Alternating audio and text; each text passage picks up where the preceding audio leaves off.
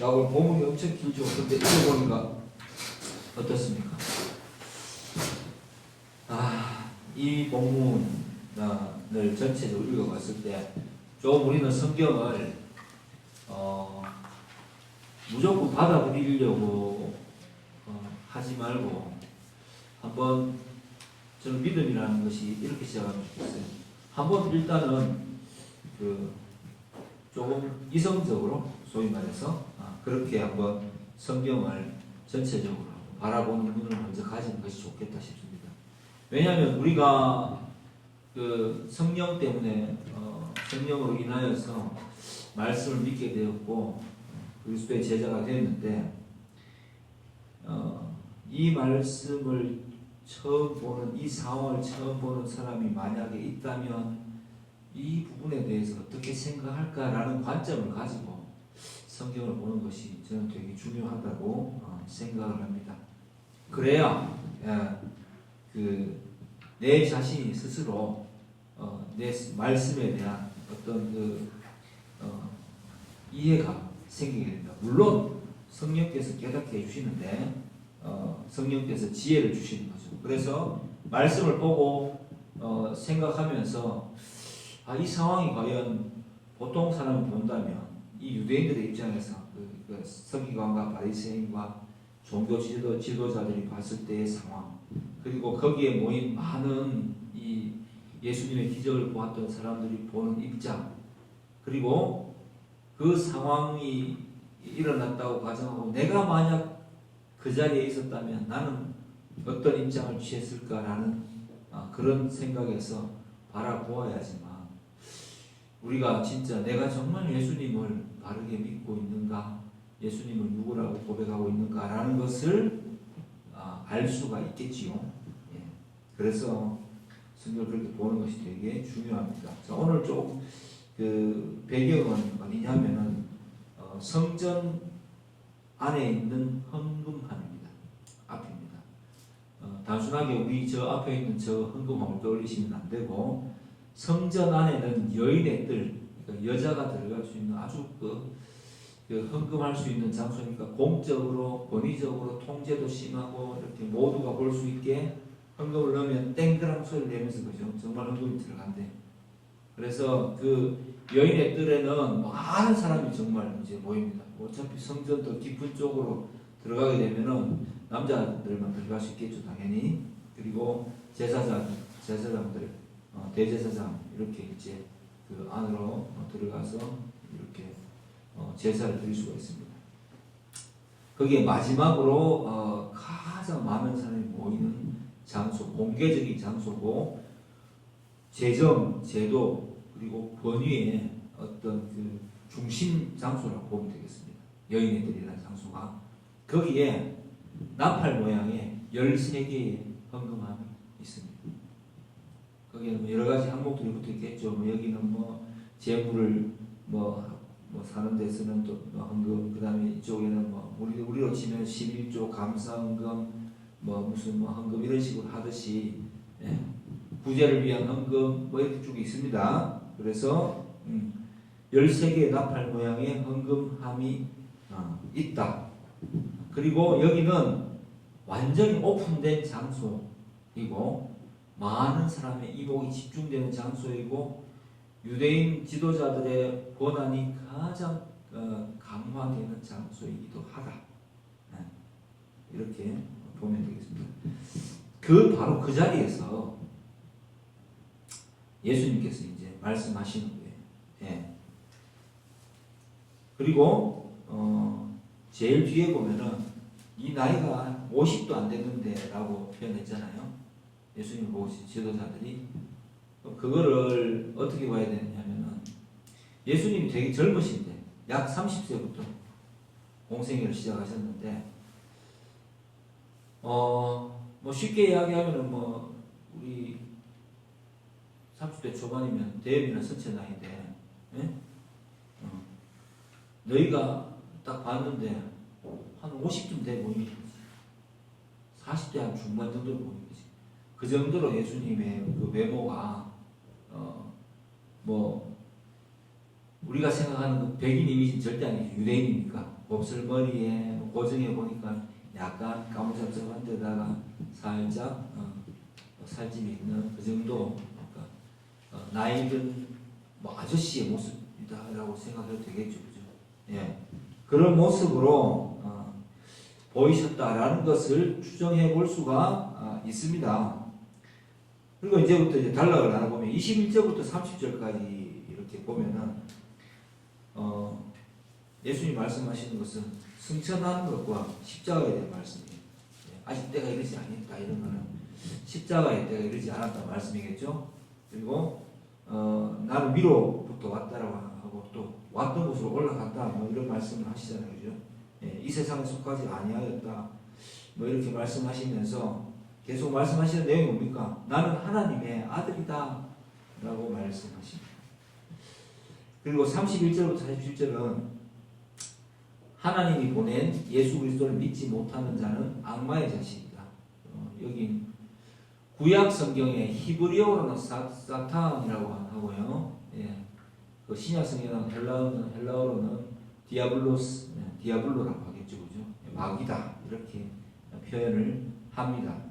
그리고 뭐 48절부터 59절까지는 아까 본 대로 그래 너희 아버지는 육신적으로 아브라함은 맞는데 네 조상이 그런데 너희는 뭔가 마귀 자식이고 그리고 아브라함이 있기 전부터 내가 있었다 이렇게 예수님이 말씀하시는 거예요. 자, 이런 상황입니다. 그냥 30대인데 거의 50에 가까워 보이는 어떤 남자가 성전의 굉장히 공적인 그 장소의 뜰 앞에서 성금이나 앞에서 사람들에게 내가 하나님의 아들이다. 에? 나와 아버지는 하나다. 그리고 지도자들에게는 너희가 보니까 나를 믿지 못하니까 너는 악마의 자식이다. 에? 그리고 마지막으로는 아브라함이 있기 전부터 내가 있었다. 이렇게 말을 한단 말입니다. 그렇게 하면 어떻게 보이겠어요? 완전히 미친 인간이다 라고 볼 수 있지 않겠습니까? 근데 그걸 숨기면서 말하신 적이 없어요. 완전한 공적 공간에서 외치시는 거예요. 가르치시는 거예요. 그러니까 유대인들이 돌을 들어서 그죠? 신성 모욕 아닙니까? 돌을 들어서 쳐 죽이려고 하니까 아직 그의 때가 되지 아니함으로써 예수님께서 그냥 숨어서 성전 바깥으로 나가셨다 이렇게 기록이 되어 있는 겁니다. 이런 말들을 듣고 예수님을 미치지 않았다고 할 수 있을까? 정말 생각해 봐야 되겠습니다. 예. 그리고 동시에 여기에 있는 또 백성들은 예수님이 기적을 일으키는 걸 보셨잖아요. 죽은 자를 살리셨나 이때는. 어쨌든 오병이어의 기적과 또 뭐가 있습니까? 안전뱅이를 베데스다 연못에서 일으킨 기적, 바로 성전 앞쪽에 그죠? 수로에서 일어난 일입니다. 그래서 38년 된 안전뱅이를 일으킨 놀라운 기적을 보았지만은 아무리 기적을 일으켰다 하더라도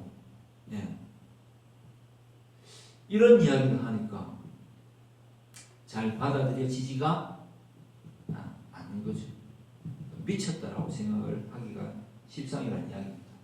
그리고 이제 오해를 불러일으키는 구절 30절 말씀을 보면은 이 말씀을 하시며 많은 사람이 믿더라라는 이야기는 뭐 구원을 받을 만한 믿음이 생겼다는 이야기가 문맥상으로 절대 아니겠죠.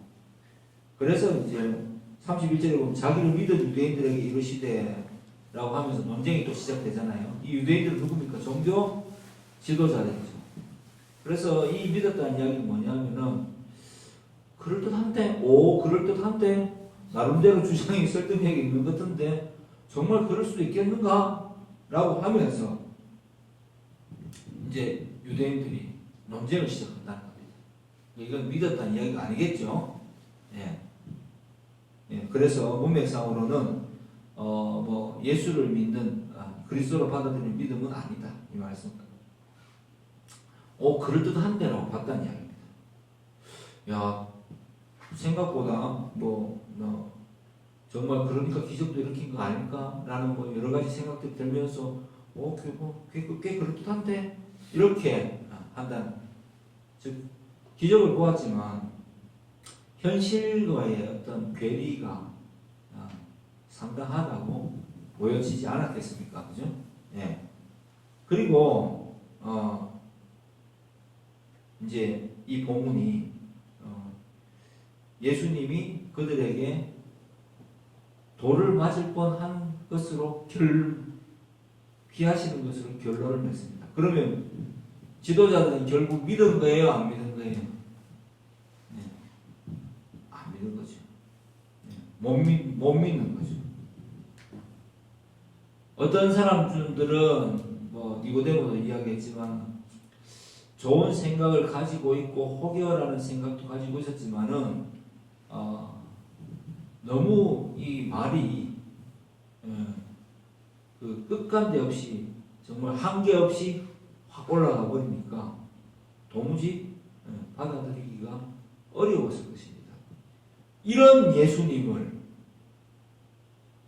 우리가 믿고 있다고요. 여러분 정말 예수님이 하나님의 아들이심을 믿습니까? 믿겨지죠. 저도 믿겨지는데 저는 이런 본문을 보고 제 믿음을 항상 돌아봅니다. 새해에도 마찬가지겠죠. 이런 믿음이 내게 있다는 것이 이게 정말 신비롭지 않습니까? 아니면 여러분들이 혹시 착각하고 있는 건 아닌지. 나는 정말 예수님을 좋게 생각해 나는 정도의 수준인 건데 내가 정말 예수님을 믿고 있다라고 하고 있는 것은 아닌지도 한번 돌아봐야 되겠습니다. 왜냐하면 우리는 나에게 일어난 기적을 경험했다면 사마리아 여인처럼 병자처럼 베데스다에 그죠? 그 못에서 일으킴을 받은 병자처럼 완전한 놀라운 기적을 체험했다면 내가 당사자였다면은 정말 큰 믿음을 가지고 완전히 변화될 수 있고 놀라운 것들을 경험했겠지만 어쩌면 우리는 그 믿음의 기적이 일어나는 언저리에서 나 스스로는 그 믿음의 어떤 그 변화, 내 인생의 변화를 체감하지 못하고 믿고 있다라고 착각하고 있는 것은 아닐까라는 것을 이 새해를 시작한 이 신년 예배에 한번 여러분에게 돌아보라고 저는 권면하고 싶습니다. 네. 여기 보면은 예수님께서 29절에 이런 말씀하세요. 제가 본문을 보면서 책변한 29절을 보면은 나는 항상 그가 기뻐하신 일을 행함으로 나를 혼자 두지 아니하셨느니라. 이게 저는 올해 받은 말씀이에요. 하나님께서 그 예수님을 와 함께 하시는 것은 예수님께서 전적으로 첫 번째 아담이 하지 못한 순종, 완전한 순종 그죠? 하셨음을 보여주셨기 때문에 삼위일체적인 이 완성이 이 구절에서 나타나고 있습니다. 이렇게 신학적으로 표현할 수 있고요. 제가 이 말씀을 여러분에게 이야기하는 것은 우리는 이 말씀을 그냥 단순하게 하나님 기뻐하신 일은 뭘까 이렇게 생각하는데 그냥 예수님의 이 요한복음 전체 주제와 예수님의 어떤 그 입장을 보면 쉽게 알 수 있습니다. 항상 그가 기뻐하신 일을 예수님께서 아버지의 뜻을 따라 하시는데 뭐냐면 거기에는 기적도 있고 치유도 있고 동시에 뭐가 있습니까? 고난도 있고 죽음도 있어요. 그리고 부활도 있습니다. 그리스도 교회, 우리 예수 교회, 기독교의 핵심은 뭡니까? 기독이란 말은 그리스도란 뜻이거든요. 예. 그리스도의 핵심은 뭐예요? 부활이잖아요. 부활은 언제 일어납니까? 죽어야지만 부활할 수 있는 것입니다. 실제로 우리는 생명의 부활을 경험하겠죠. 당연히 그렇게 약속되어 있으니까. 동시에 우리는 현실 속에서 내가 믿는다라고 했을 때는 이런 부활 신앙을 체험할 수 있어야 됩니다. 사도 바울이 고백했듯이 내가 그리스도와 함께 십자가에 못 박혔을 때만 이 부활 신앙이 가능한 것입니다. 그래서 내가 인생을 살아가면서 많은 일들을 경험합니다. 지난 일주일 동안도 많은 일이 있었어요. 저희 개인에게도 또 우리 교회 안에서도 집사님이 또 이렇게 다치시기도 많은 일들이 있었습니다. 우리는 이때 당황하기 쉽습니다. 도대체 왜 내게 이런 일이 일어나는 거야? 라고 의문을 던질 수 있습니다. 근데 분명한 것은 그 어떤 일들이 일어나더라도 내가 참 믿음을 가지고 있다면 나는 현재 예수 그리스도 안에 거하고 있다는 것. 그게 가장 중요한 사건이에요. 예수님을 믿는 믿음은 일상에서 우리의 인격이 작용합니다. 그리고 우리의 많은 일들이 작용하는데 우리는 너무 어떨 때는 보면은 현실적으로 정말 그 바라는 것이 나 위주의 신앙이죠. 너무 많은 정말 무병무탈 영생복락 이런 말들이 마치 막 이 땅에서 영원토록 아프지도 않고 다치지도 않고 그죠? 그냥 내게 좋은 일만 일어나는 것이라는 식으로 착각하기가 쉽습니다. 그러나 여러분 우리 인간이에요. 그죠? 육신을 입은 인간이고 새 몸을 아직 입지 못했어요. 그래서 그러한 것들을 구하는 것이 정말 맞을까라는 생각을 해봐야 됩니다. 인생의 희로애락을 경험합니다. 곤란한 일을 당할 수도 있습니다. 그러나 그럼에도 불구하고 나는 이 말씀이 믿겨지는가 라는 것을 생각해 봐야 되는 것이 본문이 오늘 우리에게 주는 중요한 메시지라고 생각합니다.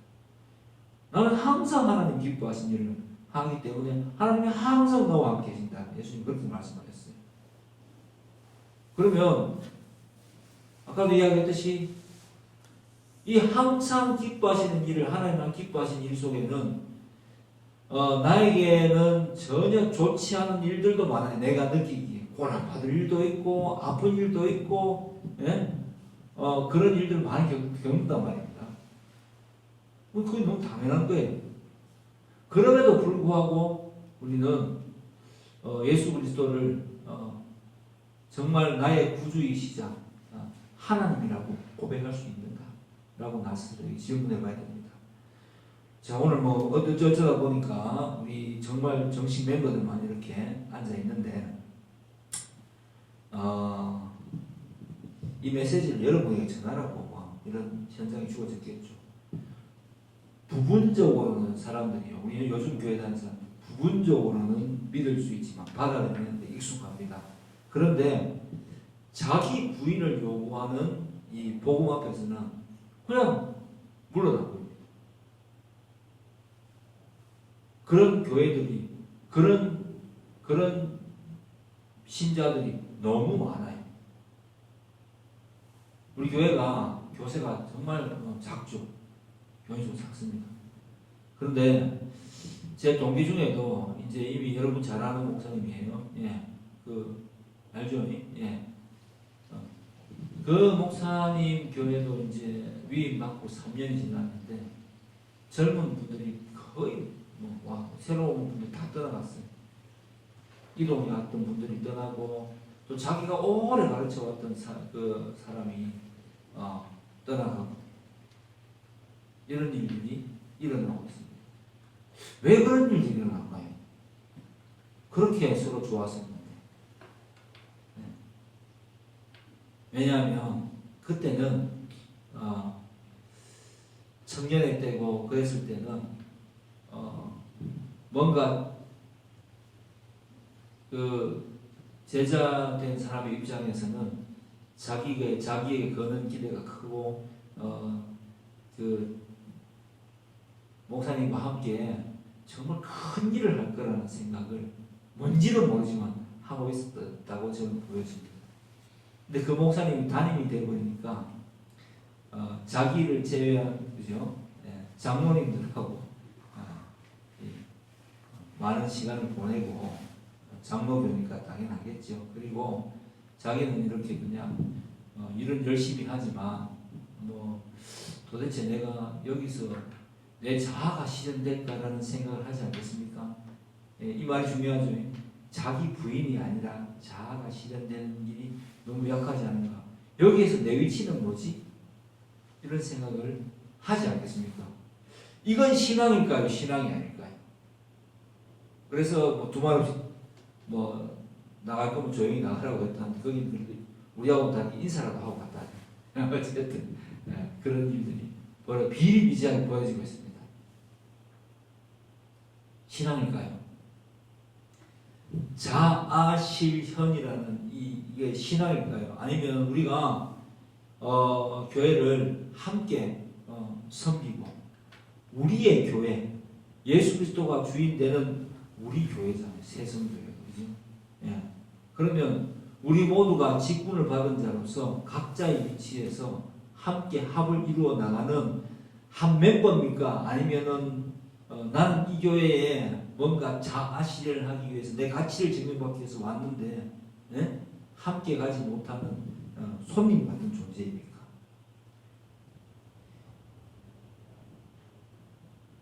그러니까 자아실현을 하려고 하니까 부분적으로는 받아들이는데 익숙하지만 자기 존재가 인정받지 못하니까 젊은 사람들이 떠나가는 거예요. 나이 든 사람들은 왜 있느냐? 어차피 내가 인정받고 안 받고 하는 것이 신앙의 문제가 아니라는 것을 대부분 저도 그렇지만 나이가 들면서 예수 믿게 되면 어느 정도는 깨달아요. 깊이가 생기게 되는 거죠. 그리고 기도해야 되겠다 뭐 이런 생각을 하실 수도 있고 또 뭐 다른 말로 하면 딴 데 가면 또 망했노 다 비슷한데 라고 생각할 수도 있다는 겁니다. 여러 가지 상황이 있을 수 있겠죠. 젊은 분들은 왜 그렇게 유독 젊다 해봤자 40, 50대겠죠. 3, 4, 50대인데 요즘은 그죠? 100세 시대에. 근데 왜 떠나갈까요? 자아 실현이 안 되기 때문에 그렇다라고 합니다. 자기 부인이 되면은 그 속에서 그죠? 말씀이 맞고 잘 따라가고 그 말씀을 전하는 바가 맞다고 생각한다면 자기가 자기를 부인하고 예수 그리스도의 그죠? 복음의 그 길을 따라서 걸어가면 되는 거예요. 자기가 드러나지 않는 일에 대해서는 못 참아하니까 신앙이 사라지는 거예요. 예수님을 바라보는 것이 아니라 나의 신념을 바라보고 살아가는 거예요. 그래서 우리 분명히 구분해야 되는데 예수님을 좋게 생각하는 것과 예수님과 함께 동행하는 것, 즉 예수님과 딱 붙어 사는 것은 전혀 다른 이야기입니다. 한번 해볼까요? 다시 따라해 보겠습니다. 예수님을 좋게 생각하는 것과 예수님과 딱 붙어 사는 것은 전혀 다른 이야기다. 전혀 다른 이야기 맞죠? 한번 잘 생각해 보세요. 사람들이 교회에 와서 믿음이 생기기 전에는 다 이렇게 이야기합니다. 다 좋습니다. 예수 믿는 거 좋지요. 저 예수님한테 대해서 기독교에 대해서 거부감 없어요. 좋게 생각합니다. 예수님도 좋고 부처님도 좋고 뭐든지 It's okay. 너무 좋습니다. 라고 말하는 경우는 많이 봤죠. 그리고 너와 나의 어떤 인연 때문에 교회를 와서 말씀을 듣게 됩니다. 그리고 세월이 지나가면 어떤 사람은 또 떠나가게 됩니다. 예수님을 따르는 많은 사람들 생각해 보세요. 떡이 나오고 고기가 나오고 병이 낫고 할 때 어땠습니까? 많은 사람이 따라다닙니다. 그런데 예수님께서 말씀하십니다. 나는 하나님의 아들이다.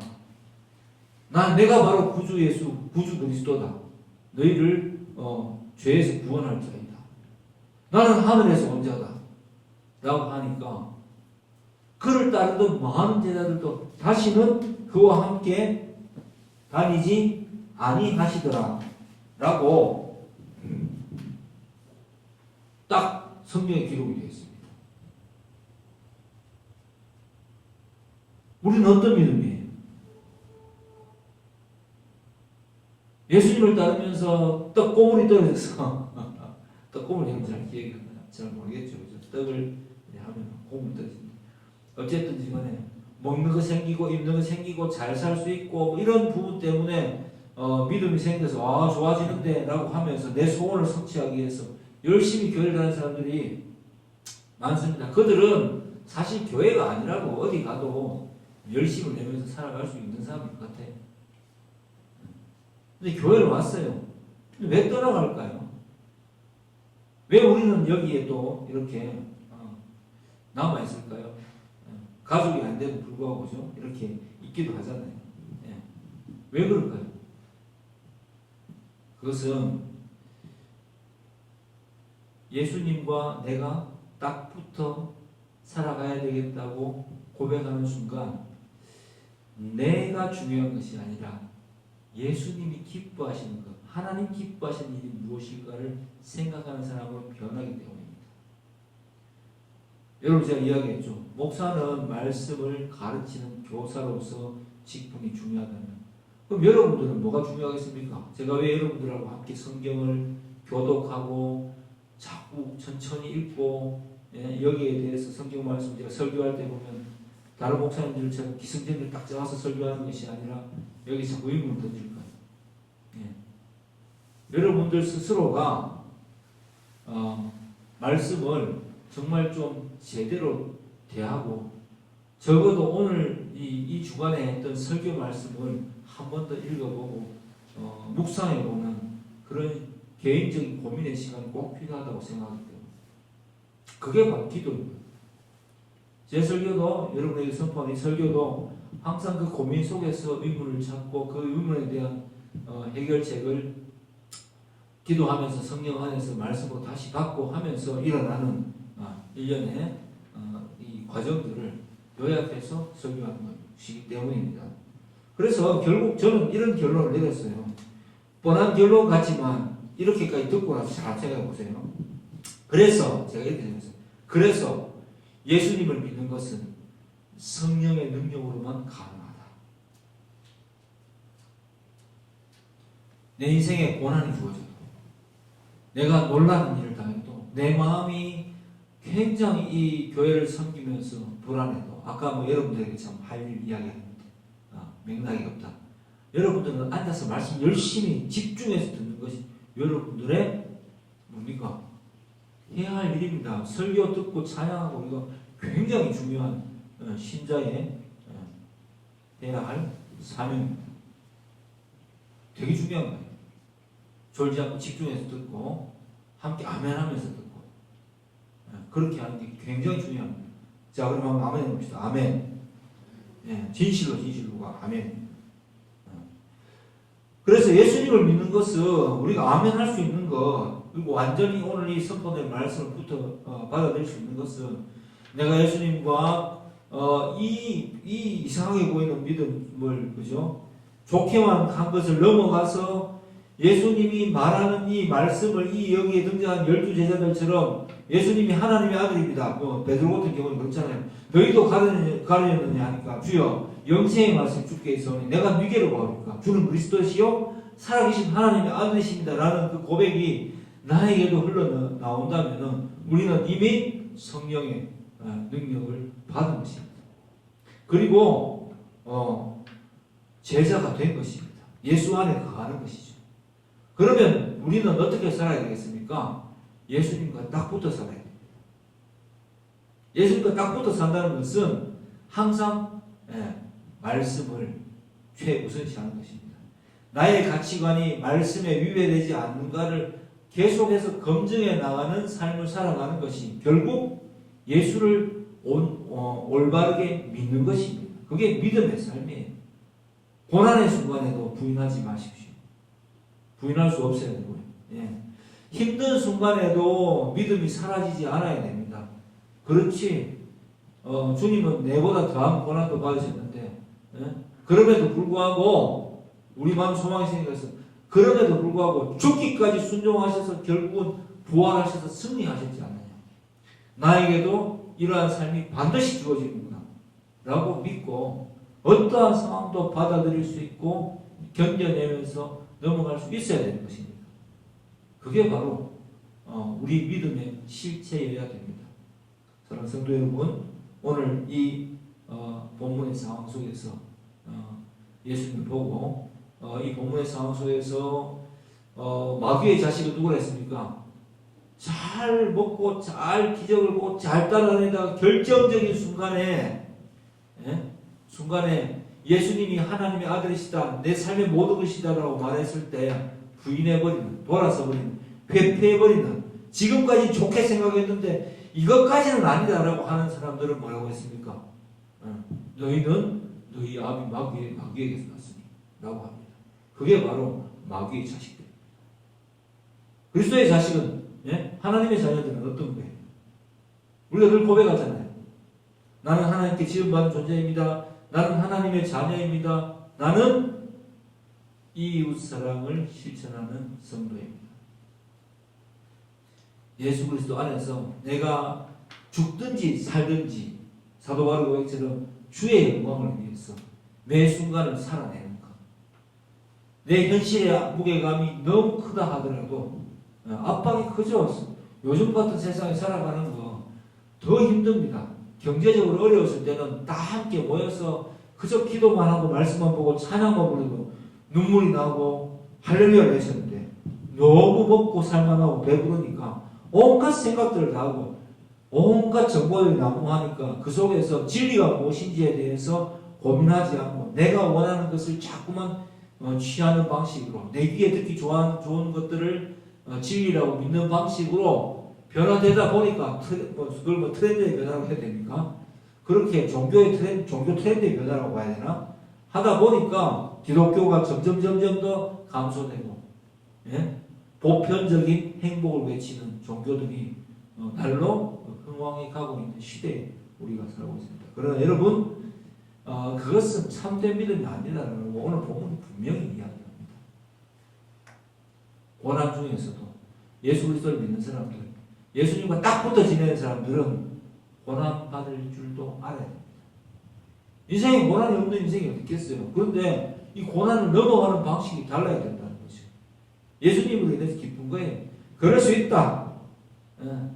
내가 어리석을 수 있고 내가 부족할 수 있고 또 내가 잘했지만 애매하게 고난을 받을 수 있지만 어리석게 하나님을 원망하지 아니하고 욥처럼 원망하지 아니하고 어떠한 순간에도 마침내 하나님께서는 내게 부활과 승리의 영광의 순간을 경험케, 이 땅에서도 경험케 하시고 내가 죽어도 결국은 생명의 부활로 나오려는 그런 신앙의 말씀에 근거한 참 신앙을 가지고 살아갈 때에 하나님께서 주시는 진짜 그 매 순간에 그죠 성령의 충만함이 우리의 마음 가운데 지속적으로 평안을 주실 것입니다.